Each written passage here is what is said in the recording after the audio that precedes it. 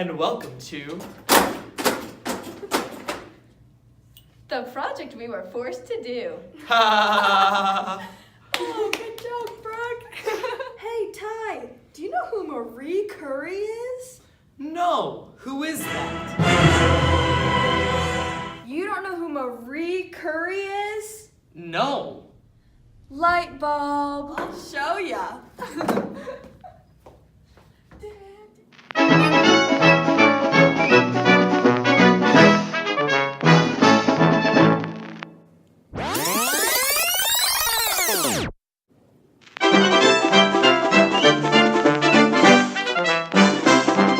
So, Ty, do you understand Marie Curie a little bit better now, or what?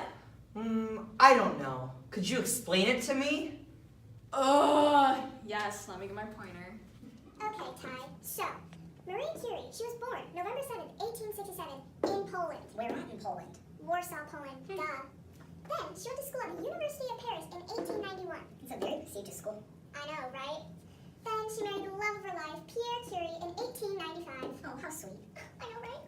Then, she got her Doctor of Science degree in 1903. That's impressive. Isn't that crazy? Then, she won a Nobel Prize in Physics in 1903. And guess what? She was the first woman to ever win the Peace Prize. That's insane. And in 1911, she won another Nobel Prize, this time in chemistry. Do you want to know something? What? She was the only woman to win the award in 2 different fields. 2 fields, you say? 2 fields. Wowza. Yeah, I know. Then, sadly, she died on July 4th, 1934, in France. How did she die? Well, you see, Marie Curie died of leukemia that was caused by radiation from her having radium in her pockets.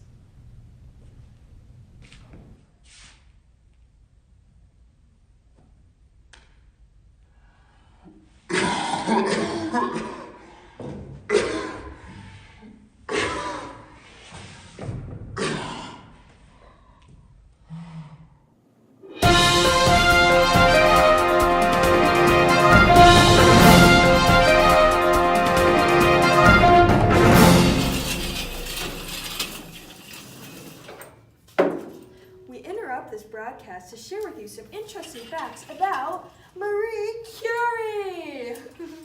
Welcome back to Science News with Morgan Schrader. Today we're going to be going over Marie Curie and some cool facts about her. So, to start off, she succeeded her husband as head of the physics laboratory at the Sorbonne.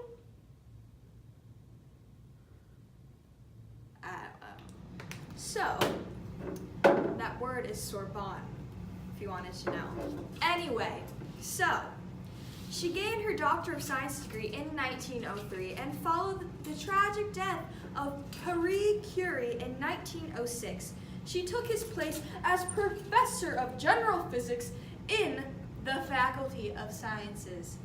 The first time a woman had held this position. That's pretty cool. She was also appointed director of the Curie Laboratory in the Radium Institute of University of Paris, founded in 1914. So, the discovery of radioactivity by Henry. 1 second. Becquerel or Becquerel. Oh, okay.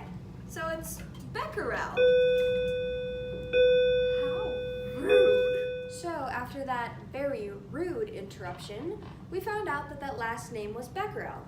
So the discovery of radioactivity by Henry Becquerel, which is, if you did not know, he was a French engineer and physicist, and he worked with Marie Curie, and he was the first person to discover evidence of radioactivity. So, in 1896, he inspired the Curies in their brilliant researches and analysis, which led to the isolation of polonium, which was named after the country of Marie's birth, which we found out earlier was Poland. So, polonium is named after Poland, where Marie's was born.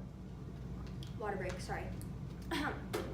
So, this also led to the isolation of radium And then the Curies developed methods of the separation of radium from radioactive residues in sufficient quantities to allow for its characterization and the careful studies of its properties, therapeutic properties to be exact. Curie, throughout her life, actively promoted the use of radium to alleviate suffering. And during World War I, she personally devoted herself to remedial work. During the war, she developed small X-ray units that could be used to diagnose injuries on the battlefront. And she was the director of the Red Cross Radiological Service. She did much to establish a radioactivity laboratory in her native city. And one of Marie Curie's most outstanding achievements was to have understood the need to accumulate intense radioactive sources not only to treat illness, but also to maintain an abundant supply for research in nuclear physics. So that's all we have for today. So thank you guys for tuning in to this week's video where we focused on Marie Curie and her life. And I hope you guys learned a little bit more about her because she's a pretty cool lady. And that's it.